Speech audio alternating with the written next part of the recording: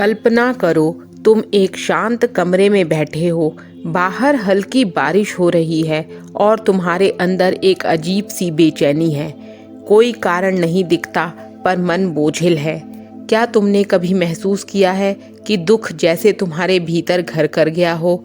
एक और टोले इसी दुख की जड़ तक हमें ले जाते हैं। वे कहते हैं मन और शरीर में जो पीड़ा हम ढोते हैं वह सिर्फ वर्तमान के प्रति हमारी चेतना के न होने का परिणाम है। टोले बताते हैं कि हर इंसान के अंदर एक पेन बॉडी यानी दुख का शरीर होता है। ये कोई भौतिक शरीर नहीं बल्कि भावनात्मक ऊर्जा का समूह है। बीते हुए अनुभवों, दुखों, अपमानों और अधूरी इच्छाओं का ढेर। हर बार जब हम कोई नकारात्मक भावना महसूस करते हैं जैसे गुस्सा, ईर्ष्या, डर या अकेलापन, तो यह पेन बॉडी सक्रिय हो उठता है।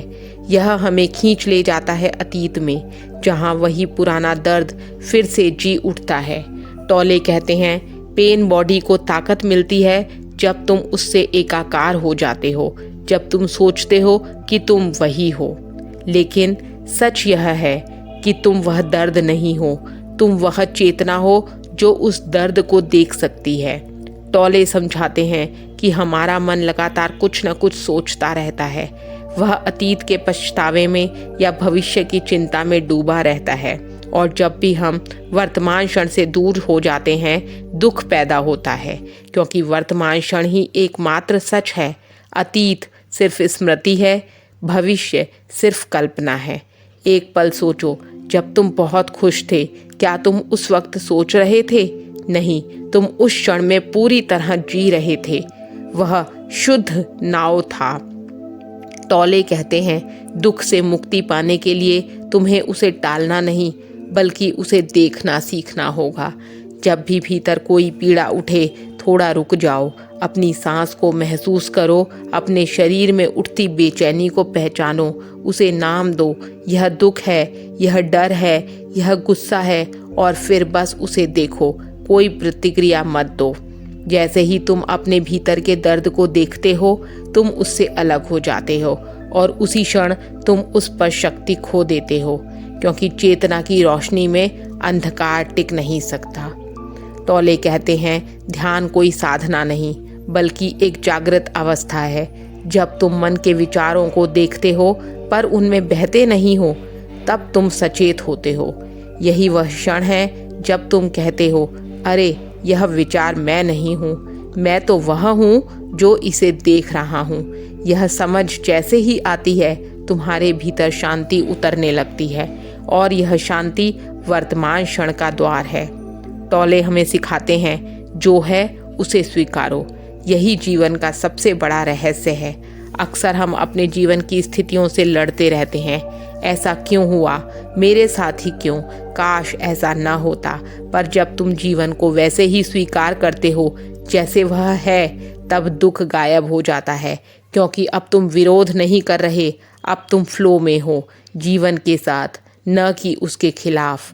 रीना 30 साल की एक महिला थी जो हमेशा चिंतित रहती थी। अतीत में हुए धोखे, भविष्य की असफलता का डर, उसका मन कभी चैन से नहीं बैठता था। एक दिन उसने एक और टोले की यह पंक्ति सुनी, observe your pain, don't become it. वह बैठी, आंखें बंद की और अपने अंदर की बेचैनी को महसूस किया। वह उसे भगाने की कोशिश नहीं कर रही थी, बस उसे देख रही थी।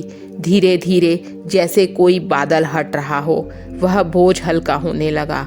उसे एहसास हुआ दर्द उसका दुश्मन नहीं बल्कि उसका शिक्षक था। वह उसे वर्तमान में वापस ला रहा था। उस दिन से रीना ने हर बार दर्द को एक अलार्म की तरह लेना शुरू किया जो उसे अब में वापस बुला लेता था। टोले कहते हैं वर्तमान क्षण ही वह द्वार है जहाँ से तुम शांति, प्रेम और मुक्ति पा सकते हो। हर बार जब तुम अब में होते हो मन शांत होता है, पीड़ा मिट जाती है, और तुम वही बन जाते हो जो तुम असल में हो, यानी कि चेतना। एक और टोले सुझाव देते हैं कि हर दिन कुछ क्षण नाव में रहने का अभ्यास करो। सांस पर ध्यान दो, जब भी मन भागे सांस को देखो, यहाँ और अभी। जैसे कोई ट्रेन गुजरती है, वैसे ही विचारों को आने और जाने दो। तुम्हारे पैरों, हथेलियों या सीने में जो भी हल्का कंपन या ऊर्जा है उसे देखो, यह वर्तमान की शक्ति है। जो भी स्थिति सामने है पहले उसे हाँ कहो, फिर उसे बदलो अगर ज़रूरी लगे।